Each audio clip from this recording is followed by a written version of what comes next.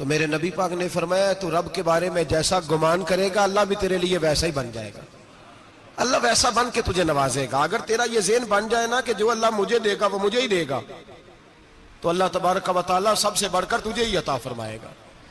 لیکن امید رب کری اور امید رحمت کی، اس کے کرم کی، اس کی عطا کی۔ ہاں ایک پہلو ضرور سوچ کے رکھنا چاہیے اس موضوع پر، ساری دنیا نکما کہہ دے تو بیٹا ماں باپ کے نزدیک نکما نہیں ہوتا۔ باپ بیچارہ ایک غلطی بچہ کرتا ہے تو وہ جاتا ہے، دوسری کرتا ہے تو جاتا ہے، تیسری جگہ بھی اس کے حصے کی معافی مانگنے جاتا ہے، بڑا کچھ کرتا ہے، پھر ایک وقت آ ہی جاتا ہے کہ جب باپ مجبور ہو کے اخبار پہ اشتہار دیتا ہے کہ میں نے اسے آگ کر دیا ہے، اب میں اس کے سیاہ سفید کا مالک۔ کیا خیال ہے آپ کا؟ پہلی غلطی پہ ابا جی ایسے کر دیتے ہیں جی، دوسری پہ کرتے ہوں گے، کب کرتے ہیں؟ جب بولے جب حد ہو جاتی ہے۔ اور ایک دو اشتہار نہیں ہوتے، آپ سویرے اخبار کھولیں، اخبار کے اندر کے صفحات کا مطالعہ کریں تو شاید درجنوں اشتہار ہوتے ہیں آنکھ نامے کے۔ بھئی کس باپ کا دل کرتا ہے کہ وہ بیٹا جس کے لیے اس کی امید ہے کہ کل میرے بڑھاپے کا سہارا بنے گا، وہ لکھ کے دے دے کہ میرا رشتہ ہی کوئی نہیں بیٹے کے ساتھ؟ کس کا دل کرتا ہے؟ اور پھر یہاں تک نہیں ہوتا، بلکہ آپ قانون جاننے والے لوگوں سے کبھی پوچھیں، وہ آنکھ نامہ لوگ عدالتوں میں جمع کراتے ہیں، کہتے ہیں جی میں نے تو اخبار میں نکال دیا، میرا اس کے ساتھ کوئی تعلق، اماں کہتی ہے میرا کوئی رشتہ نہیں۔ کیوں؟ کب ہوتا ہے ایسے؟ جب بچہ حد کر دے، جب بچہ ایک دو تین چار غلطیوں پہ ایسا، اللہ بھی بندے کو سزا دیتا ہے، لیکن کب؟ جب بندہ باز ہی نہ آئے بندہ، توبہ کرے ہی نہ، رجوع ہی نہ کرے، سوچے نہ کہ مجھے اللہ کی بارگاہ میں جانا چاہیے۔ ہم لوگ اپنا ایک ذہن بنا کے زندگی گزارتے ہیں، ایک ذہن بنا کے، بلکہ لوگ گناہوں کے نام بدل کے وقت گزارتے ہیں۔ ہم اپنے نفس کا بت بنا کے سارا وقت اسی کی پوجا پہ معاذ اللہ لگا دیتے ہیں، بس یہ ٹھیک ہے، یہ ٹھیک ہے اور یہ ٹھیک ہے، چوتھی بات صحیح کوئی نہیں۔ اسی کے اندر ہم الجھے رہتے ہیں میرے بھائی، رحمت الہی کا غلط تصور اپناتے ہیں۔ او میرے بھائی، کسی بندے کی مجبوری تو معاف ہوتی ہے، لیکن اگر کوئی جان بوجھ کے زیادتی کرے تو وہ معاف، اس کی معافی، جس بچے کو پتا ہو نا استاد کو کہ اس کے واقعی گھر میں فوتگی ہو گئی تھی، استاد اسے سزا نہیں دیتا۔ جس کا پتا ہو کہ واقعی یہ بیمار تھا تو استاد اسے کلاس میں کھڑا نہیں کرتا۔ جس کا پتا ہو کہ یہ زیادتی کر رہا ہے، جان بوجھ کے کر رہا ہے، استاد اسے ڈنڈوں سے مارتا ہے اور زیادہ مارتا ہے، کہتا ہے تو نالائق ہے، تو جان بوجھ کے کرتا ہے۔ میرے بھائی اللہ کی رحمت ہے، ہر ایک پہ برستی ہے، لیکن ایک بندہ کھڑا ہی ہو جائے رب کے مقابلے میں، وہ نہ نماز پڑھے، نہ مسجد آئے، نہ کوئی کام کرے، نہ وہ دین کی طرف توجہ کرے، نہ وہ کبھی اللہ سے استغفار کرے، نہ وہ کبھی جائز کام کی طرف توجہ کرے، ساری زندگی حرام کٹھا کرے، ناجائز کرے، تو اب تو نے حد کر دی۔ تیرے پاس غضب آیا نہیں، بلکہ تو نے غضب کو آواز دی ہے۔ تو نے اللہ کے غضب کو، بولیے، اللہ کے غضب کو، غضب ہونا اور ہوتا ہے اور غضب کو آواز دینا، بولیے، غضب کو آواز دینا، ان میں فرق ہے میرے بھائی، یاد رکھیں۔ ہم آواز دیتے ہیں غضب کو، غضب ہوتا نہیں۔ دیکھیں نبی کریم صلی اللہ علیہ وسلم، اور یہ حدیث آپ نے یاد رکھنی ہے، یہ یاد رکھنی ہے۔ نبی پاک صلی اللہ علیہ وسلم نے نا بہت کم لوگوں کو بیوقوف کہا ہے۔ ہمارے زمانے میں تو عام لفظ ہے نا بیوقوف کہنا، اللہ کے رسول صلی اللہ علیہ وسلم نے بہت کم لوگوں کو بیوقوف کہا۔ مسند امام احمد بن حنبل کی حدیث ہے، نبی کریم علیہ الصلوۃ والسلام نے فرمایا وہ احمق ہے، وہ بیوقوف ہے، نبی پاک فرما رہے ہیں۔ اور میں نے کہا کم لوگوں کو حضور بیوقوف کہتے تھے۔ نبی کریم علیہ الصلوۃ والسلام نے فرمایا وہ بندہ بیوقوف ہے جو سارا دن اللہ کی نافرمانی کرتا ہے اور پھر بھی رب کی رحمت کی امید کرتا ہے، تو بیوقوف ہے۔ صبح سے شام تک لگا ہوا ہے، میں نے نہیں اللہ ماننی، میں نے نہیں تیری ماننی، معاذ اللہ میں نے نہیں ماننی، شام ہوتی ہے تو کہتا ہے اللہ بڑا مہربان ہے بخش دے گا۔ تو بیوقوف ہے، تو بیوقوف ہے۔ تو بتانا کیا مجبوری تھی نماز نہ پڑھنے کی؟ کس نے تجھے گن پوائنٹ پہ کہا تھا حرام کھانے کو؟ اور فلاں آدمی کی تو نے غیبت کی تو تیرا اس میں کیا فائدہ تھا؟ یہ جو تو نے صرف 10 بندوں کو ہنسانے کے لیے جھوٹا لطیفہ سنایا، اس میں تیرا کیا نفع تھا؟ تو صبح سے شام تک نافرمانی کرتا ہے، شام کو کہتا ہے اللہ کریم ہے معاف کر دے گا، اللہ مہربان ہے معاف کر دے گا۔ استاد مہربان ہوتا ہے کہ نہیں؟ فیل کیوں کرتا ہے امتحان میں؟ بولے استاد باپ ہوتا ہے نا، اس کا دل کرتا ہے شاگرد فیل ہو جائے، تو کیوں کرتا ہے؟ لیکن شاگرد نے زیادتی کی، اس نے پڑھا نہیں، اس نے، میں نے کہا باپ آنکھ نامہ لکھواتا ہے، مجبور ہو کے لکھواتا ہے نا، او بھائی یاد، بڑی پیاری مثال ملا رومی لکھتے ہیں، کہتے ہیں میرے گاؤں کی ایک بی بی تھی، اس بی بی نے ایک بچڑا پالا ہوا تھا۔ دیہاتوں میں نا بوڑھی مائیں بچڑے کو پیڑا دیتی تھی اور نام بھی رکھ لیتی تھی، کسی نے مٹھو نام رکھا ہوتا تھا، کسی نے کوئی نام۔ کہتے ہیں ماں نے بچڑا رکھا ہوا تھا، اماں اس کو آواز دیتی تو بچڑا دوڑا آتا، اماں اس کو پیڑا کھلاتی، بچڑا بڑا پیارا تھا، جوان ہو گیا۔ اماں اس لیے بچڑا پال رہی تھی کہ جب بچڑا بڑا ہو جائے گا تو ہل کے اندر بچے اسے لگائیں گے، کھیتی میں ہل چلائیں گے۔ بچڑا بڑا ہو گیا، اماں کے بیٹے کہنے لگے اماں لا، تو نے بڑا کھلا پلا لیا، اس سے کوئی کام لیتے ہیں۔ ہل کے آگے لگایا تو کہنے لگا میں نے تو نہیں چلنا۔ اماں کے پاس آئے، کہنے لگے یہ نہیں چلتا۔ اماں کہنے لگی چلو ٹائم دو تھوڑا، سمجھ جائے گا۔ پھر موقع دیا، پھر آئے، کہا اماں اب تو ہم نے اس کے ناک میں نکیل بھی ڈال دی ہے، لیکن اب بھی یہ ہل میں چلنے کو تیار ہے۔ ملا رومی رحمت اللہ علیہ فرماتے ہیں پھر کہا اماں سے، اماں کہنے لگی چلو تھوڑا ٹائم اور دے دو، سیانا ہو جائے گا۔ تھوڑا ٹائم اور دیا، ڈنڈے بھی مارے، لیکن وہ سیانا ہونے کو تیار ہے۔ اب اماں کے پاس آئے تو اماں مجبور ہو گئی، دل نہیں کرتا تھا، کہنے لگی جاؤ پھر کسائی کے ہاتھ بیچ ڈالو۔ وہ گیا کسائی کے پاس، اسے کاٹا گیا، اس کی کھال اتاری گئی، اس کے چھوٹے چھوٹے پیس کر کے کھا گئے لوگ۔ وہ ماں رو رہی تھی، لوگوں نے اماں سے کہا تجھے تو بڑا پیارا تھا، تو نے کٹوا کو دیا۔ تو اماں کہنے لگی پیارا تو بڑا تھا پر مانتا نہیں تھا، پیارا بڑا تھا، کاش بات مانتا، مقصد پورا کرتا تو کبھی بھی کاٹا۔ بھائی رب کریم نہیں چاہتا بندہ دوزخ میں جلے، اللہ کی رحمت نہیں چاہتی جہنم میں جلے، پر بندہ مانتا ہی نہیں، یہ تیار ہی نہیں ہوتا۔ یہ سویا ہوا ہے سویرے، یہ وہ گپے لگا رہا ہے عصر کے وقت، چوراہے پہ کھڑا ہے، نماز پڑھنے نہیں آیا۔ اس نے ساری زندگی میں درجنوں لطیفے سیکھ لیے، ہزاروں کہانیاں سیکھ گیا، قرآن پاک پڑھنا نہیں سیکھا۔ اس نے زندگی کی ہر چالاکی سیکھ لی ہے، نہیں سیکھی تو اپنے رسول کی حدیث نہیں سیکھی، نہیں سیکھا تو دین کی ضروری باتوں کو نہیں سیکھا۔ اب رب کی رحمت تو نہیں چاہتی کہ بندہ جہنم میں جائے، وہ تو مہربان ہے، لیکن رب کریم کا قانون کا تقاضا یہ ہے کہ جو احکام پورے نہیں کرے گا اسے پھر دوزخ میں ڈالا جائے گا۔ تو ہمارے بزرگ فرمایا کرتے تھے اصل بات یہ ہے کہ اللہ نہیں مسلمان کو دوزخ میں ڈالنا چاہتا، مسلمان اپنی مرضی سے چھلانگے لگا رہے ہیں، یہ خود چھلانگے لگاتا ہے، یہ باز نہیں آتا۔ آپ یقین کریں بڑی ذمہ داری کے ساتھ، بڑے خلوص کے ساتھ اور بڑی دیانتداری سے تجربے کی بات عرض کرتا ہوں، ہمارے بہت سارے گناہ ایسے ہیں جن گناہوں کا ہماری دنیا داری کو بھی کوئی فائدہ نہیں، کوئی فائدہ نہیں ہماری دنیا کو بھی اس غلطی کا۔ میری باتوں کی سمجھ آ رہی ہے آپ دوست؟ کچھ گناہ ایسے ہیں، ایک تو ہوتا ہے کہ دنیا کا کوئی فائدہ ہو، اس گناہ میں ہماری دنیا کا بھی کوئی فائدہ۔ جو آدمی جھوٹے لطیفے سناتا ہے، جھوٹ بولتا ہے، جھوٹ کوئی فائدہ نہیں اسے، لوگ 10 منٹ ہنستے ہیں اور باہر جا کہتے ہیں یار یہ تو کوئی غیر سنجیدہ آدمی، وہ عقل ہی نہیں، کیا فائدہ کمایا اس نے، کیا نفع لیا اس نے۔ جو آدمی بڑھ بڑھ کے باتیں کرتا ہے، 2 4 5 10 آدمیوں کی غیبت کر جاتا ہے، لوگ کہتے ہیں یار بڑا چغل خور ہے، کیا کمایا اس نے زندگی میں، کچھ حاصل کر لیا اس نے۔ ہمارے بہت سارے گناہ میرے بھائی وہ ہیں جن کا ہماری دنیا کو بھی کوئی فائدہ نہیں، تو کیوں نہ ہم ان گناہوں کو چھوڑ دیں تاکہ ہمارے دین کو تو فائدہ ہو جائے، دین کو تو فائدہ ہو جائے۔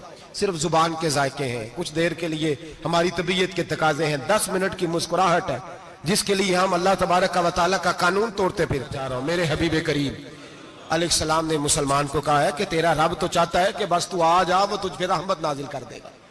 آنا تو شرط ہے کہ نہیں؟ آنا تو شرط ہے کہ نہیں؟ اچھا چلیں یہ بتائیں، جو آدمی 1 سے لے کر 31 تاریخ تک ڈیوٹی کرے اس کو تنخواہ لینے جانا پڑتا ہے کہ تنخواہ گھر آ جاتی ہے؟ بول کے بتائیں۔ پھر بھی جانا پڑتا ہے، وہ کہ میں نے ڈیوٹی پوری کی ہے، پھر بھی جانا پڑتا ہے۔ ڈیوٹی پوری کرنے کے باوجود تجھے تنخواہ لینے، اور ہو سکتا ہے کہ یہ بھی کہا جائے ابھی آئی نہیں کل آنا، ہو سکتا ہے یہ بھی کہا جائے پرسوں آنا، یہ بھی ممکن نہیں کہ فوراً او خدا کے بندے تو آتا ہی نہیں خدا کی رحمت لینے، تو اس کے گھر کی طرف رجوع ہی نہیں کرتا، تو توجہ ہی نہیں کرتا، تو کہتا اللہ مہربان ہے۔ بھائی مہربان تو ہے، تو رحمت لینے آیا ہے، تو نے کو بہانہ بنایا اس کی رحمت کا؟ اللہ کی رحمت قیمت نہیں مانگتی، بہانہ مانگتی ہے، پر بتا نا تیرا کو بہانہ ہے کہ نہیں؟ میرے نبی کریم سید عالم صلی اللہ تعالی علیہ وسلم نے فرمایا رب قیمت کا سوال اور نہیں مانگتا، یقین کریں نہیں مانگ، بندے قیمت مانگتے ہیں، आप 100 दफा मुस्कुरा के बात करें, एक दफा ना करें तो कहते हैं मौलवी साहब अमीर हो गए, अब तो सही सलाम भी नहीं लेते। एक दफा हो सकता है बेचारा पेट में दर्द हो रही हो सकता है घर की को बहुत बड़ी टेंशन हो सकता है कोई मजबूरी हो।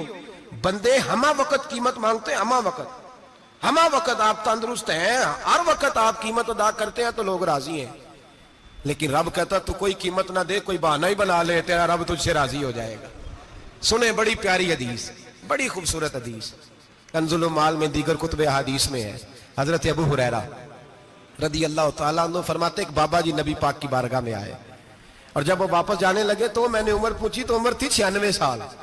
कहते हैं बुजुर्ग जब आए ना तो ये भवें जो है ना उनकी सफेद होके तो यूं आंखों पे आ गई। बड़ी छड़ी बाबा जी ने पकड़ी हुई और दोनों हाथ पकड़ के ना छड़ी के ऊपर झुके हुए हैं एक जानिब। कुर्बान जाऊं, कहते हैं जब वो बुजुर्ग मस्जिद में दाखिल हुए तो मेरे रसूल ने खड़े होकर इस्तकबाल फरमाया, खड़े हो, और नबी करीम सल्लल्लाहु अलैहि वसल्लम ने आगे बढ़ के बाबा जी को बाजू से पकड़ा और बिठाया। हुजूर बैठ गए। कहा बुजुर्गों कैसे आए हो? तो कहते हैं वो बाबा जी बात करते तो आंख खोल के पहले हुजूर का चेहरा देखते, फिर वो बात करते तो उनके लबो लहजे के अंदर बड़ी परेशानी, बड़ी तकलीफ, बड़ी मायूसी। अर्ज करने लगे या रसूल अल्लाह, हुजूर जिंदगी सारी गुनाहों में बीत गई है, हुजूर गलतियां ही गलतियां, याद माजी अजाब है, या रब छीन ले मुझसे हाफजा मेरा। अल्लाह के रसूल बड़ी लंबी फहरिस्त है, पाप ही पाप है, काले स्याह दफ्तर है। या रसूल अल्लाह सल्लल्लाहु अलैहि वसल्लम जब पलट के देखता हूं हुजूर मुझे नेकी दिखाई नहीं देती। हुजूर इस उम्र में आपका एक सहाबी मिला है, उसने बात समझाई है तो थोड़ा ख्याल आया है, लेकिन या रसूल अल्लाह सल्लल्लाहु अलैहि वसल्लम अब मेरा वजूद बेकार हो गया है, हुजूर बूढ़ा हो गया। 3 बातें कही बुजुर्गों ने और निराली कही। कहने लगे या रसूल अल्लाह सल्लल्लाहु अलैहि वसल्लम, हुजूर अब तो मेरी कमर भी सीधी नहीं होती कि मैं नमाज ही सही अदा कर सकूं, बूढ़ा हो गया। या रसूल अल्लाह सल्लल्लाहु अलैहि वसल्लम, अब मेरे अंदर ताकत नहीं कि मैं मेहनत मजदूरी करके सदके और खैरात दे सकूं। या रसूल अल्लाह सल्लल्लाहु अलैहि वसल्लम, अब मैं तलवार लेके जिहाद भी नहीं कर सकता। हुजूर ना मैं लंबी नमाजें पढ़ सकता हूं, आका ना मैं सदकातो खैरात दे सकता हूं, महबूबा ना मैं दीन के लिए कोई जिहाद कर सकता हूं। बेकार वजूद है, बेकार वजूद को तो घर वाले बर्दाश्त नहीं करते, बच्चे दुआ करते हैं या अल्लाह अब्बा जी को पर्दा दे दे, अम्मा को पर्दा दे दे, बेकार हो गया हूं और आज आया हूं तो मुझ बेकार को मेरा रब कबूल कर लेगा। आज कलमा पढ़ूं तो बेकार हूं, किसी काम का नहीं, ना नमाज ना सदकात ना जिहाद, कबूल कर लेगा। हजरत अबू हुरैरा फरमाते हैं जैसे बरसात में बारिश की झड़ी लगती है, यूं मुस्तफा की आंखों से झड़ी लग गई। हुजूर खुल के रोए, खुल के। और मेरे हबीबे पाक ने फरमाया बुजुर्गो बड़े मुजाहिद हैं, दीन के लिए जिहाद करने वाले बड़े हैं, रब करीम को आपकी तलवार की इतनी हाजत नहीं। और फरमाया उसके खजाने कोई खाली तो नहीं कि आप ही गोया सदका देंगे तो भरे जाएंगे। और फरमाया फिर रब करीम की शान में इजाफा नहीं करती इबादतें, वो तो बंदे को नफा देती हैं। मैं बुजुर्गो ना आप जिहाद करें, ना आप सदकात दे, ला लंबी नमाजें पढ़े, आप सिदक दिल से आ जाए, अल्लाह के रसूल का वादा है रब आपको बगैर हिसाब किताब जन्नत अता फरमा देगा। आना तो शर्त है कि नहीं, आए तो सही, ना पहुंचे तो सही, आ जाए, उसको नहीं आदत सदका तो खैरात की, जिहाद की, तबलीग, आए तो सही ना। मेरे हबीब ने फरमाया बंदा जब रो के कहता है ना या अल्लाह गलती हो गई माफ कर दे, फरमाया मेरा मालिक उसे फौरन ही माफ फरमा देता है। तू आ तो सही, तू आता ही नहीं, तू आ ही नहीं रहा, तू घर में बैठा हुआ है, तू सोया हुआ है, तू दुकानदारी कर रहा है, तू पैसे गिन रहा है, तू आया ही नहीं, आ तो सही। बल्कि मेरे नबी पाक फरमाते हैं जब अल्लाह पाक का भागा हुआ गुलाम आता है फिर तो अल्लाह ज्यादा राजी होता है, फिर तो अल्लाह ज्यादा राजी होता है, ज्यादा राजी होता है। तो आ तो सही, पहुंच तो सही। बल्कि सूफिया तो और बात करते हैं, वो कहते हैं तू कभी भूल के भी रब रब करे तो अल्लाह तो उसे भी कबूल कर लेता है, भूल के। मुल्ला रूमी कहते हैं बनी इस्राइल का बंदा है, सनम पत्थर को कहते हैं, बुत को कहते हैं, बुत के सामने खड़ा है और सारी रात कहता है या सनम या सनम या सनम, ए पत्थर ए बुत, सारी रात पुकारता रहा। रात गहरी हो गई, नींद का गलबा थक गया, सोने के करीब आया तो गलती से मुंह से निकल गया या समद, या सनम की जगह निकल गया। रब करीम ने फरमाया जिब्रील दौड़ के जा, जो मांगता इसे दे दे। हजरत जिब्रील अर्ज करते हैं मौला भूल के तेरा नाम ले रहा है, भूल के ले रहा है। تو رب کریم نے فرمایا چل نام تو میرا ہی لے رہا ہے نا، میرا لے رہا ہے نا یا اللہ وہ. اللہ کریم نے فرمایا جھوٹے کے سامنے ساری رات کا کھڑا ہے، ساری رات کا پکار رہا ہے، اسے کچھ نہیں ملا تو سچے کا نام لیا ہے. اگر میں بھی کچھ نہ دوں اور بت میں اور مجھ میں فرق کیا رہ جائے گا؟ جا جو مانگتا ہے جھولی بھر کے دے، نام تو لیا ہے نا. او بھائی تو بہانا تو بنانا، آ تو صحیح نا، تو یہاں آ جا، پہنچ جا، آ جا، بس بیٹھ جا، اس کی بارگاہ ناز میں حاضر تو ہو نا. تجھے فرصت ہی نہیں، تو یاروں کے لیے ٹائم نکالتا ہے، بازاروں کے لیے ٹائم نکالتا ہے، گلیوں کے لیے ٹائم نکالتا ہے، چوکوں چوراہوں کے لیے ٹائم نکالتا ہے، ہفتے میں ایک دن ہوٹلنگ کے لیے بھی جاتا ہے، لیکن کبھی چھپ کے 2 نفلوں کی تجھے توفیق نہیں ہوتی. اور میں کئی دفعہ کہہ چکا ہوں جس بندے کو بغیر عبادت کے رزق زیادہ ملنے لگ جائے اس پر آزمائش ہوتی ہے رب کریم کی. اللہ فرماتا ہے اس کو پیسے دو، اسے آنے نہ دینا، اس کو چل پیسے دوڑ جا. لوگ سمجھتے ہیں میں بڑا ذہین و عقل مند ہوں، دیکھو میں اپنی ہوشیاری سے چلاکی سے آگے نکل گیا. تو آزمائش ہے، یہ تو آزمائش ہے رب کریم کی طرف سے، یہ تو اس کی خفیہ تدبیر ہے. میرے بھائی اس کی بارگاہ ناز تک جو آ گیا، آنا تو ہماری ذمہ داری ہے کہ نہیں؟ پھر اس کی رحمت آگے بڑھ کے استقبال کر لیتی ہے، پھر اللہ کا فضل اس کو تھام لیتا ہے اس بندے کو. اور خدا کی رحمت کتنی زیادہ ہے. میرے حبیب کریم سید عالم صلی اللہ علیہ وسلم نے فرمایا اللہ نے اپنی رحمت کے 100 حصے کیے. حضور فرماتے ہیں ایک حصہ اللہ نے دنیا میں نازل کیا ہے. کتنا؟ ایک حصہ. فرمایا یہ جو ماں بیٹے سے پیار کرتی ہے، باپ بیٹے کے لیے مزدوری کرتا ہے، یہ جو بہن بھائی کے لیے روتی ہے، یہ جو بیوی شوہر کے لیے دعا مانگتی ہے، یہ جو بچے ماں باپ سے پیار کرتے ہیں، فرمایا یہ اس ایک رحمت کا نتیجہ ہے، ایک رحمت کا نتیجہ. تو صحابہ کہنے لگے یا رسول اللہ وہ 99 کدھر ہیں؟ نبی پاک نے فرمایا رب کریم نے سنبھالی ہوئی ہے، قیامت کے دن تمہیں عطا فرمائے گا. ابھی تو ایک نازل کی ہے، ابھی اللہ نے. ایک بزرگ تھے ہمیں تفسیر پڑھایا کرتے تھے، تفسیر کے استاد تھے.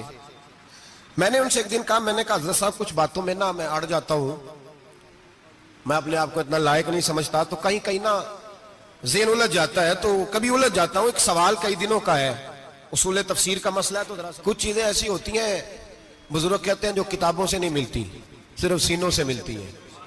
کورس تو فقط لفظ ہی سکھاتے ہیں، یہ آدمی ہے جو آدمی بناتے. میں نے کہا صاحب یہ سمجھ نہیں آئی کہ یہاں بھی صاحب وہاں بھی صاحب. کہنے لگے جی کس طرح؟ میں نے کہا جی یہاں قبر میں بھی سوالوں کے جواب اور پھر قیامت میں بھی. مجھے کہنے لگے جاؤ امام راضی کی تفسیر اٹھا کے لاؤ. میں تفسیر ان کے سامنے لا کے رکھی تو کہنے لگے یہ سیدنا یوسف علیہ السلام کا واقعہ ذرا دیکھو تفسیر یوسف میں. اس میں ایک عجیب بات لکھی ہے. حضرت یوسف علیہ السلام کے زمانے میں قحط ہو گیا تو جناب یوسف علیہ السلام نے، کیونکہ آپ اللہ کے نبی سے پہلے سے جان گئے قحط ہوگا، تو حضرت یوسف نے گندم پہلے سٹاک کر لی تھی بہت زیادہ. باقی علاقوں میں جب قحط پڑا نا، اب سب لوگوں نے مصر کی طرف رجحان کیا گندم لینے کے لیے. تو حضرت یوسف علیہ السلام نے نا شہر کے دروازے پر بندے کھڑے کر دیے. فرمایا جو بندہ آئے نا اس سے 2 سوال پوچھنا. جو آئیں گے لوگ گندم خریدنے، جو آئے 2 سوال پوچھنا. ایک پوچھنا کہاں سے آیا ہے، اور ایک پوچھنا لے کے کیا آیا ہے. ایک پوچھنا، سمجھ آ رہی ہے بات کی، اور دوسرا پوچھنا کہ لے کے سونا لے کے آیا ہے، چاندی گندم خریدنی ہے تو کیا چیز لے کے آیا ہے، کہ نگد پیسے لایا ہے، یہ پوچھ لینا. جو آئے 2 باتیں پوچھنا. ایک پوچھنا کہاں سے آیا ہے اور دوسرا پوچھنا کیا. ایک روایت میں 3 سوال بھی ہیں، لیکن فرمایا پوچھنا 2 سوال ضرور. انتظار تھا نا بھائیوں کا کنان سے آنے والوں کا. فرمانے لگے سب سے 2 سوال پوچھنا. جب کنان والے آئے نا ان سے صرف اتنا پوچھ لینا کہ وہ کہاں سے آئے ہیں. اگر پوچھے نا کنان سے آئے ہیں تو پھر یہ نہ پوچھنا کیا لے کے آئے ہیں، پھر میں جیب میں خود ٹٹول لوں گا وہ کیا لے کے آئے. باقیوں سے 2 سوال.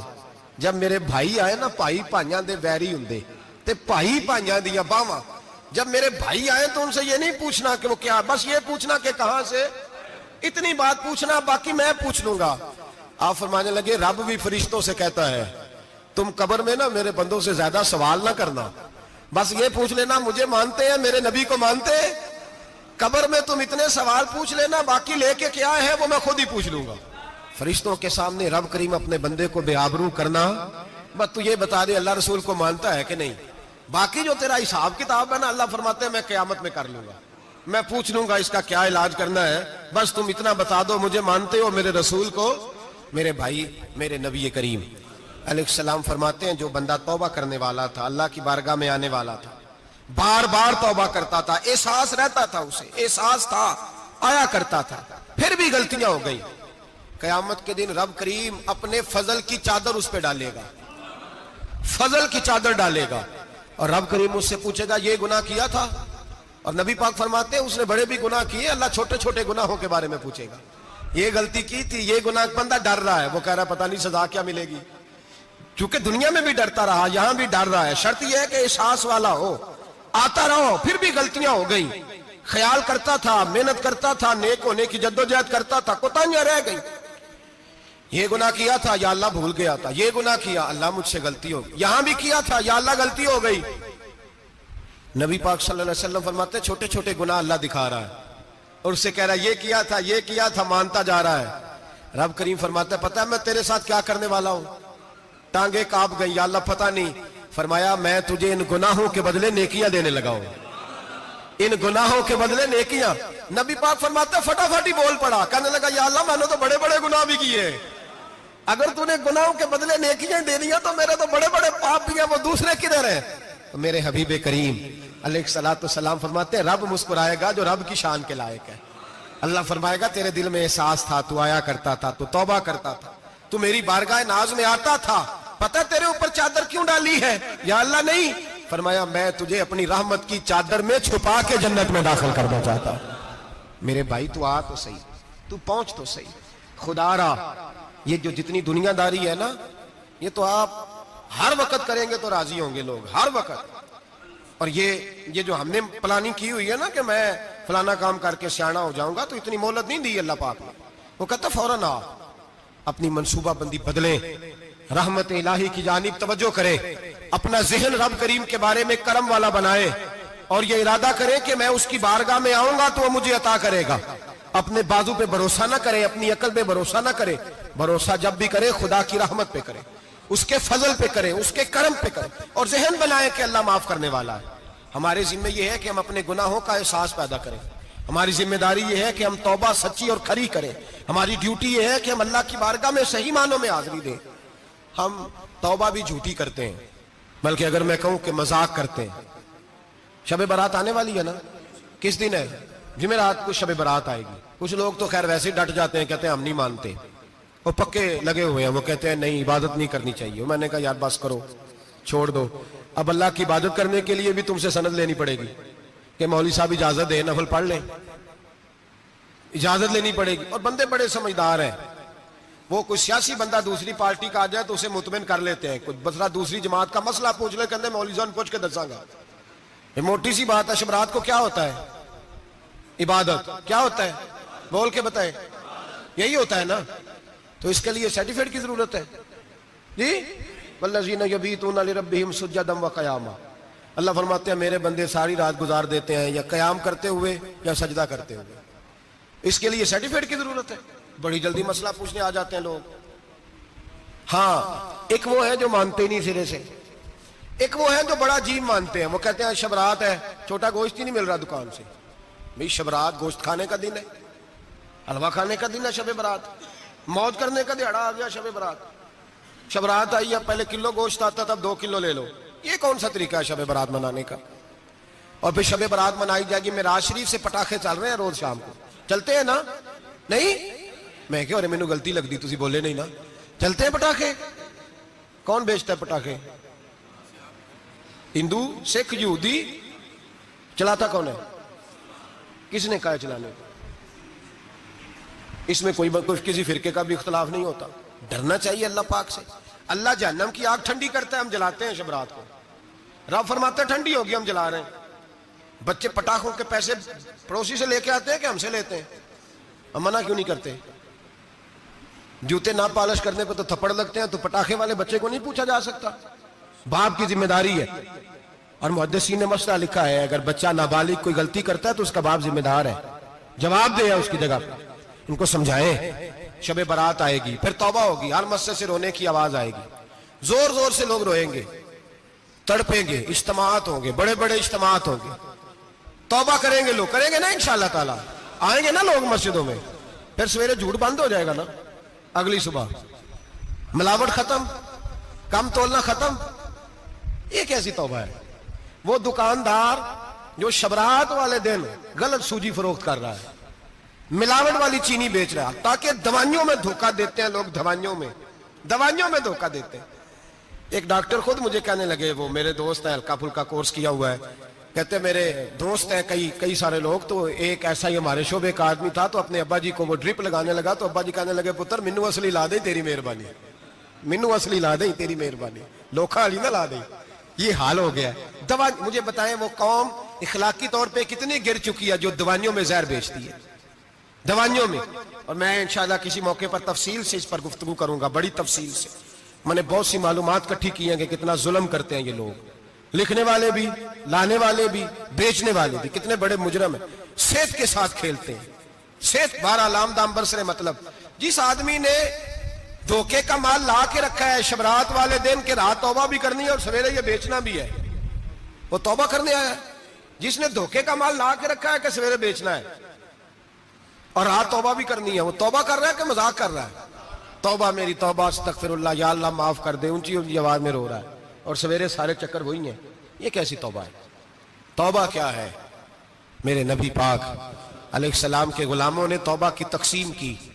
حضرت حسن بصری سے کسی نے پوچھی توبہ کیا ہے، تو آپ نے فرمایا توبہ یہ ہے کہ جب تو توبہ کر لے تو پھر اس جگہ نظر نہ آنا جہاں کھڑے ہونے سے رب رسول ناراض ہوتے، اور فرمایا توبہ یہ ہے کہ جب تو نے توبہ کر لی پھر وہاں سے غیر حاضر نہ ہونا جہاں حاضری کا تجھے اللہ رسول حکم دیتے ہیں، یہ تیری توبہ ہے۔ اور اگر تو ایسا نہیں کرتا پھر تو نے توبہ نہیں کی، پھر تو نے مذاق کیا۔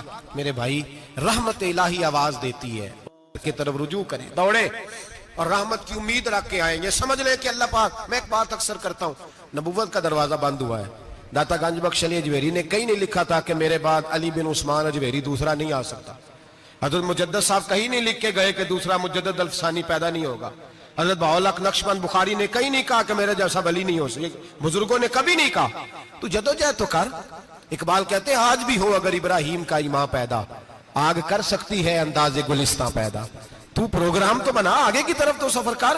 میرے نبی کریم سید عالم صلی اللہ علیہ وسلم نے فرمایا تیرے آ جانے سے تیرا رب راضی ہو جاتا ہے، جب تو آتا ہے تو تیرا اللہ راضی ہو جاتا ہے۔ یہ جو ہماری مشکلات ہوتی ہے نا، جن میں ہم الجھے ہوتے ہیں، وہ جو ہمیں جادو ہو جاتا ہے، تویز کر دیتے ہیں ہمارے قریبی رشتہ دار، وہ تویز نہیں ہوتے، وہ ہمارے اعمال کی سزا ہوتی ہے، ہمارے اعمال کی سزا ہوتی ہے۔ ہم وہ ڈھونڈتے پھرتے ہیں کہ بابا مل جائے پھونک مارے صحیح کر دیں، حالانکہ وہ ہمارے اعمال کی سزا ہے۔ ہمیں اپنی تربیت کرنی چاہیے ہمیں۔ اور ویسے بھی دم درود تویز دھاگا میں اکثر کہا کرتا ہوں، میں کہتا ہوں میں نے کسی کتاب میں نہیں پڑھا کہ کوئی بندہ نبی پاک سے یمن سے دم کرانے آیا ہو کہ میں حضور سے دم کرانے جا رہا ہوں، مصر سے آیا ہو دم کرانے، شام سے دم کرانے آیا ہو۔ میرے نبی پاک کے پاس جو بھی آیا کرتا تھا نبی پاک کا دین سیکھنے آیا کرتا تھا۔ دم درود تو ایک ضمنی چیز ہے، ذلی چیز ہے، ہو گیا تو ٹھیک ہے، ورنہ اللہ پاک اگر بیماری میں راضی ہے تو نبی پاک نے خود بیماری کو سینے سے نہیں لگا کے رکھا، خود اللہ کے محبوب سید عالم صلی اللہ علیہ وسلم کا وصال بیماری کے ساتھ ہوا، تو بیماری تو مریدنی ہے میرے نبی پاک کی، وہ تو کنیز ہے حضور کے گھر کی۔ عام دام برسر مطلب کھری توبہ، سچی توبہ۔ اور کس طرح کی توبہ؟ میرے نبی کریم علیہ السلام نے ایک دن صحابہ سے پوچھا ایک بات تو بتاؤ، بخاری مسلم کی حدیث ہے، یا رسول اللہ پوچھئے۔ نبی پاک صلی اللہ علیہ وسلم نے فرمایا اگر کوئی آدمی صحرا میں سفر کر رہا ہو، بہت بڑا صحرا ہو، اونٹ پر اس کا سفر ہو اور اس نے اونٹ پر کھانے پینے کا سامان باندھا ہو، پیسے بھی رکھے ہو، پانی بھی رکھا ہو، تھک گیا سفر کرتا کرتا، درخت کی ایک ٹہنی کے ساتھ اونٹ کی نکیل باندھی اور درخت کے نیچے لیٹ گیا آرام کرنے کے لیے۔ اللہ کے حبیب فرماتے ہیں اچانک اس کی آنکھ لگ گئی، جب جاگا تو اس نے دیکھا کہ اونٹ تو غائب ہو گیا ہے، اب نہ کھانا ہے، نہ پانی ہے، نہ پیسے ہیں، اور صحرا بڑا لمبا ہے، پیدل سفر بھی نہیں کر سکتا۔ تھوڑا سا ڈھونڈا، پھر موت کا انتظار کرنے لگا، سوچنے لگا اب موت آئے گی، اب مر جاؤں گا۔ اللہ کے محبوب فرماتے ہیں تھوڑی دیر گزری، جب بالکل مایوس ہو گیا تھا تو اچانک نظر پڑی تو اونٹ اس کا سامنے کھڑا تھا۔ نبی پاک سے صحابہ سے پوچھتے ہیں بتاؤ، اس کی کل کائنات اجڑ گئی تھی، راس ضائع ہو گئی تھی، ہر شے لٹ گئی تھی، دوبارہ اسے مل گئی ہے، بتاؤ اسے کتنی خوشی ہوگی؟ صحابہ کہنے لگے یا رسول اللہ نئی زندگی مل گئی اس بندے کو، وہ ساری دنیا سے زیادہ راضی ہے۔ تو میرے کریم رسول صلی اللہ علیہ وسلم نے فرمایا رب کریم کا نافرمان بندہ جب اس کی بارگاہ میں آ کے توبہ کرتا ہے تو اللہ اس سے بھی زیادہ راضی ہو جاتا ہے۔ नाफरमान जब आके कहता या अल्लाह माफ कर दे, आइंदा नहीं करता, मैं अल्लाह तो राजी हो जाता है। और हबीब पाक अलैहिस्सलाम फरमाते हैं वो इतना करीम है, जब बंदा अपने रब से सुलह कर लेता है, तौबा कर लेता है, तो अल्लाह जमीन को कहता तू भूल जा मेरे बंदे ने गुनाह किया ही नहीं। आसमान से कहता तू भूल जा मेरे बंदे ने गुनाह किया ही नहीं। फिर रब करीम फरिश्तों से फरमाता है कि मिटा दो जो तुमने लिखा था, मैंने अपने बंदे के साथ सुलह कर लिया। शबे बारात को आएंगे मस्जिद में इंशाल्लाह, कितने बजे? हाँ नहीं, जो सोचिए ही नहीं है इस पासे थे। असर के वक्त मस्जिद आए शब रात, कितने बजे जी? असर के वक्त आए, गुस्ल करें, मस्जिद आए, असर के बाद दुरूद शरीफ पढ़े और मगरिब से लेकर फजर तक इबादत करें। मगरिब में शाम शुरू हो जाती है, एक रात जाग के देखें, जागना पड़ता है। मरीज हो जाए तब भी जागना पड़ता है, दुख लग जाए तब भी वो जगा लेता है। बड़े बड़े जागते हैं, बड़े बड़े जाग लेते हैं, वो जगा लेता है। तंदुरुस्ती भी, सेहत भी, दौलत भी, एसी भी, पलंग भी बड़ा अच्छा, लेकिन अगर वो नींद ना देना चाहे तो बंदा सारी रात ही तड़प के जागता है, तड़प के। और भूखा इतना, रोटी का भूखा इतना परेशान नहीं होता जितना नींद का भूखा परेशान होता है। उलझ जाता है इंसान, वो जगा लेता है कबल इसके कि वो खुद जगाए, खुद ब खुद जाग जाए। मगरिब से लेकर फजर तक नमाज पढ़ें, जिक्र करें, दुरूद पाक पढ़ें, महफिल में शिरकत करें। मेरे रसूल करीम अलैहिस्सलाम की प्यारी ज़ौजा उम्मुल मोमिनीन सैयदना आयशा सिद्दीका रज़ी अल्लाह ताला अन्हा कहती हैं हुजूर रमजान के अलावा सबसे ज्यादा रोजे शाबान में रखते थे, गोया प्रैक्टिस होती थी रमजान की। मैंने अर्ज किया या रसूल अल्लाह सल्लल्लाहु अलैहि वसल्लम इतने रोजे क्यों रखते हैं, अभी रमजान तो आगे है। तो नबी पाक ने फरमाया आयशा इस महीने में बंदे का अमल अल्लाह की बारगाह में जाता है, मैं चाहता हूं जब मेरा अमल जाए तो मैंने रोजा रखा हुआ हो। कसरत से रोजा रखें और मेरे भाई बदल जाए। मेरे नबी पाक ने फरमाया गनीमत जान, अगर सेहत है तो बीमारी आने से पहले गनीमत जान जा, ये चली जाएगी। बीमार आदमी से कुछ भी नहीं होता, गनीमत जान ले, लम्हों को कुछ कर ले। और अगर तेरे पास फुर्सत है तो गनीमत जान ले मसरूफ होने से पहले पहले। मेरे हबीब करीम सैयद आलम अलैहिस्सलाम के गुलाम फरमाते हैं कि नबी पाक सल्लल्लाहु अलैहि वसल्लम ने हमें मिसाल दे के समझाया। मदीने में जो कबीला सबसे ज्यादा बकरियां पालता था वो बनु कल्ब का कबीला था, और फरमाते इतनी बकरियां थी कि उनकी बकरियां हमने कभी नहीं गिनी थी। नबी पाक अलैहिस्सलाम ने फरमाया जब शाबान की 15वीं रात आती है, ये तिरमिजी का लफ्ज है, फरमाया जब शाबान की 15वीं रात आती है तो बनु कल्ब के कबीले की बकरियों के बालों की तादाद के मुताबिक अल्लाह मेरी उम्मत के अफराद की बख्शिश फरमा देता है। और सहाबा कहते हैं हमें लगता यूं है कि चूंकि हमने जो चीज सबसे ज्यादा देखी थी वो बनु कल्ब की बकरियां थी, इसलिए नबी पाक ने हमें समझाने के लिए उनकी बात की, वरना अगर हमने उससे ज्यादा कुछ शायद देखी होती तो नबी पाक उसका नाम बयान फरमाते। हमें समझाने के लिए फरमाया बनु कल्ब के कबीले की बकरियों के बालों की किसी एक बकरी के बाल भी बंदा गिन सकता। और हुजूर ने फरमाया जो सबसे ज्यादा बकरियां पालते उनकी तादाद के मुताबिक हजरत आयशा सिद्दीका रज़ी अल्लाह ताला अन्हा फरमाती है जन्नतुल बकी में हुजूर जाया करते, कब्रिस्तान में, कब्रिस्तान के कोने में। अल्लाह के रसूल को मैंने नमाज पढ़ते भी देखा 15वीं रात को, और फरमाती है हुजूर बकी वालों के लिए बख्शिश की दुआ भी करते, कब्रिस्तान भी जाएं शब बारात को, उनके लिए दुआ भी करें। और फिर मेरे भाई शब बारात को लिल्लाहियत के साथ आए, लौटने का प्रोग्राम बनाए, उससे कबल के रब करीम खुद जकड़ के ले आए, खुद ब खुद आए, उसके करम की तरफ तवज्जो करें, उसकी रहमत की तरफ तवज्जो करें। मेरे रसूल करीम सल्लल्लाहु अलैहि वसल्लम के पास एक देहाती आए, मौला अली शेर खुदा फरमाते मैं भी हाजिर था। कहते कभी कभी सादे बंदे आते थे पर बड़ी अजीब ही बात कर जाते थे। कहते एक देहाती आए, तामत बांधी हुई और सादा सा रुमाल कंधे पे रखा हुआ है, नबी पाक के पास आए और हुजूर से दिल लगी करने लगे, हुजूर से दिल लगी करने लगे, मीठी बातें कहने लगे यार रसूलल्लाह एक मसला पूछने आया हूं। मैं पूछो। अर्ज करते हैं हुजूर कयामत में हिसाब कौन लेगा? कयामत में अब किसको नहीं पता कौन हिसाब लेगा, दिल लगी की बात है ना, कौन लेगा? नबी पाक ने फरमाया अल्लाह हिसाब लेगा। तो कहते उसने ना और जुमला कहा तो हम उसकी बात पे हैरान हो गए, कहने लगे या रसूलल्लाह वाकई अल्लाह हिसाब लेगा? तो कहते नबी पाक मुस्कुराए, फरमाने लगे तुझे तेरी मां रोए, मैं सच्ची तो कह रहा हूं, तो किस तरह की बात कर रहा है, अल्लाह हिसाब लेगा। हजरत अली फरमाते उसने रुमाल उठाया कंधे पे रखा, कहने लगे या रसूल अल्लाह अगर रब हिसाब लेगा तो फिर उसने माफ ही कर देना है। ये कह के वो चला गया, ये लफ्ज कह के वो चला गया। تو حضرت مولا علی کہتے ہیں میں نے حضور کا چہرہ دیکھا تو گلاب سے بھی زیادہ کھلا ہوا تھا، میں نے نبی پاک کا چہرہ دیکھا تو چاند سے بھی زیادہ روشن تھا۔ میں نے کہا حضور یہ کیا کہہ گیا ہے؟ نبی پاک نے فرمایا بندہ بڑا سادہ تھا، بات بڑی پیاری کر گیا ہے، بڑی پیاری کر گیا ہے۔ حضور نے فرمایا علی رب کریم ہے، اور کریم جب غالب ہوتا ہے تو کرم ہی فرمایا کرتا ہے، وہ کرم ہی کرتا ہے، وہ معاف ہی کرتا ہے، وہ معاف ہی کرتا ہے۔ اللہ معاف کرتا ہے، پر میں نے کہا کوئی معافی لینے آئے ہی نہ، تو کوئی معافی لینے۔ ایک اور بات بھی آخر میں سمجھانی ہے آپ کو، وہ بھی سمجھ لیں۔ ہم جب کسی رشتہ دار کو راضی کرنے جاتے ہیں نا، ناراض ہو، تو ہمیں پتہ چل جاتا ہے کہ یہ وقت ٹپانے آیا یا راضی ہو گیا ہے۔ دو قسم کے لوگ ہوتے ہیں، کہتے ہیں چلو برادری آ گئی ہے میں چلتا ہوں، پر کس طرح؟ ٹائم پہ ٹائم آؤں گا، 200 دے کے گھر آ جاؤں گا۔ اور جو راضی ہو جاتے ہیں نا، وہ 2 دن پہلے آتے ہیں، دیگوں کا بھی خیال کرتے ہیں، ملاقات کرتے ہیں، وہ کپڑے بھی نہیں بدلتے۔ فرق ہوتا ہے راضی ہونے میں۔ بات کی سمجھ آ رہی ہے آپ؟ ہم توبہ کرنے آتے ہیں اللہ کی بارگاہ میں، کیا ہمیں پتہ نہیں چلتا کہ ہم نے توبہ کیا، رب راضی ہوا ہے کہ نہیں ہوا؟ ہمارا ایمانی رشتہ تو ہے نا اپنے رب سے، روح کا تعلق تو ہے نا، تو ہمیں اندازہ ہوتا ہے کہ اللہ راضی ہو گیا کہ نہیں۔ اندازہ تو ہونا چاہیے نا ہمیں۔ یہ بات کہنے کی نہیں، یہ بات محسوس کرنے کی ہے، اس کو محسوس کریں۔ ہم جب اللہ کی بارگاہ میں آئے تو پھر ہمیں اندازہ ہونا چاہیے کہ میں نے منا لیا ہے کہ نہیں منا سکا، میں اس کو راضی کر کے اٹھ رہا ہوں کہ نہیں اٹھ رہا۔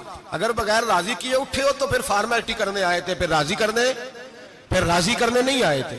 حضرت فضیل ابن عیاض رحمۃ اللہ تعالی علیہ فرماتے ایک دن میں نے سر سجدے میں رکھا اور میں نے کہا خدا بندہ آج مجھے پتا چلے گا کہ تو مجھ سے راضی ہے کہ ناراض ہے، تو پھر ہی میں اٹھوں گا۔ آپ فرماتے ہیں مجھے چاروں کونوں سے آواز آنے لگی کہ تیرا رب راضی ہو گیا ہے، اور فرماتے ہیں جس جگہ میں سجدہ کر رہا تھا وہ زمین بھی بولنے لگی کہ بس کر دے، عرش کا مالک تجھ سے راضی ہو گیا ہے۔ لیکن شرط یہ ہے، حضرت حبیب اجمی رحمت اللہ علیہ فرماتے ہیں میں سود کا کاروبار کرتا تھا توبہ کرنے سے پہلے، کئی دفعہ میں نے توبہ کی تھی، لیکن میری اس توبہ کے اندر صداقت نہیں ہوتی تھی۔ میرا دل بھی گواہی دیتا تھا کہ یہ نا بہت سارے بندے کہتے ہیں آئندہ نہیں کرتا، وقت ٹپاتے ہیں، جس طرح بندوں کو دھوکہ دیتے ہیں اس طرح معاذ اللہ توبہ بھی اسی طرح کی کرتے ہیں، لیکن بعد میں دوبارہ اسی ڈگر پہ چل نکلتے ہیں جس پہ پہلے ہوتے ہیں۔ آپ فرماتے ہیں میں کئی دفعہ توبہ کرتا تھا تو توڑ دیتا تھا۔ آج میں نے توبہ کی، کس طرح کی؟ سود کا میں دھندا کرتا تھا تو میں سود کے پیسے لایا، گوشت پکنے کو دیا بیوی کو، سود کے پیسوں کا، میری بیوی نے ہنڈیا چڑھائی، تھوڑی دیر گزری تو وہ سارا گوشت خون بن گیا۔ میری بیوی اٹھا کے لائی، کہنے لگی لے جا یہ جو تو غریبوں کا خون نچوڑ کے لایا تھا نا، یہ خون بن گیا، خود بھی پی اور اولاد کو بھی پلاؤ۔ کہتے ہیں میں نے سچی توبہ کا فیصلہ کیا، آج پہلے میں سچی توبہ کا ارادہ نہیں کرتا، آج سچی توبہ کا فیصلہ کیا، اور میں نکلا حضرت حسن بصری کے پاس گیا، ان کی بیعت ہوا، توبہ کی، انہوں نے مجھے اعمال بتائے، کھری توبہ کی۔ کہتے ہیں جب توبہ کے لیے گھر سے نکلا تو چھوٹے چھوٹے بچے کھیل رہے تھے، ایک بچہ کہنے لگا پیچھے ہٹ جاؤ بہت بڑا سودیا ہے، اس کا سایہ بھی پڑ گیا تو ہمارے اندر نحوست آ جائے گی، پیچھے ہٹ جاؤ سود کا دھندا کرتا ہے۔ کہتے ہیں مجھے اور چوٹ لگی کہ یا اللہ تیری چھوٹی چھوٹی مخلوق بھی یہ سمجھتی ہے۔ کہتے ہیں میں توبہ کرنے گیا تو کھری توبہ کر کے آیا، حضرت حسن بصری کے پاس رو کے توبہ کی۔ میں وہاں سے واپس آیا تو بچے ابھی کھیل رہے تھے، کہتے ہیں وہ بچہ جو پہلے بولا تھا کہ پیچھے ہٹ جاؤ بڑا سود والا ہے نحوست پڑ جائے گی، وہ بچہ پھر آواز دے کے کہنے لگا دوستو پیچھے ہٹ جاؤ، رب کریم کا ولی آ رہا ہے، اللہ کا بندہ آ رہا ہے، کہیں ایسا نہ ہو ہمارے پیروں سے گرد اڑے اور اس ولی کے اوپر پڑے اور اس کی توہین ہو جائے، اللہ ہم سے ناراض نہ ہو جائے ولی کی توہین کر کے، پیچھے ہٹ جاؤ۔ آپ فرماتے ہیں میں نے تڑپ کے آسمان کی طرف دیکھا اور میں نے کہا یا اللہ مجھے سمجھ آ گئی ہے کہ کھری توبہ کیا ہوتی ہے، سچی توبہ، اصل توبہ کیا ہوتی ہے۔ جھوٹ موٹ کی توبہ نہ کریں، شب برات کو آئیں، اور بڑا دیانتداری کا مشورہ دیتا ہوں دل کو سنبھال کے آئیں، اگر جھوٹ نہیں چھوڑنا، فریب نہیں چھوڑنا، ہم نے مسجد کی حاضری کی پابندی نہیں کرنی تو پھر توبہ کے لفظ پکارنا دھوکہ ہے، پھر یہ دھوکہ ہے، پھر یہ مذاق ہے، پھر مذاق نہ کریں، آنا ہے تو کھری توبہ کے ارادے سے آئیں، کھل کے آئیں۔ انشاءاللہ ہر سال ہم بھی ساری رات یہاں بیٹھتے ہیں، آپ سے بھی گزارش کریں گے کہ چھٹی نہ کریں، وقت پہ آئیں، مغرب میں آئیں، نوافل ادا کریں، عشاء کے بعد نوافل پڑھیں۔ محفل کرنے کا مقصد یہ ہوتا ہے کہ تلاوت سے دل نرم ہوتا ہے، نعت سے دل نرم ہوتا ہے، تقریر سے انسان کی سوچ بدلتی ہے، توبہ کی طرف جاتی ہے۔ یہ سارے کام کر کے جب بندہ استغفار کرتا ہے، توبہ کرتا ہے، تو اس کے لیے آسان ہو جاتا ہے، ذہن بن جاتا ہے۔ اس لیے واعظ بھی ہوگا، ذکر بھی ہوگا، دعا بھی ہوگی۔ وقت کو ضائع نہ کریں، رمضان قریب آنے والا ہے۔ بزرگ کہتے ہیں اگر شب برات پہ سچی توبہ کر لو گے تو پھر رمضان میں جو نیکیاں کرو گے وہ تمہارے پاس سٹاک بن جائے گا، وہ تمہارے پاس خزانہ اکٹھا ہو جائے گا۔ توبہ ابھی سے کر لو، معاملات ابھی سے سمیٹ لو، تاکہ جب رمضان آئے تو پھر نیکیاں خزانہ بن کے جمع ہو۔ ہمیشہ مدحت خیر الانام میں گزرے، دعا ہے یہ عمر درود و سلام میں گزرے۔ آخر دعوانا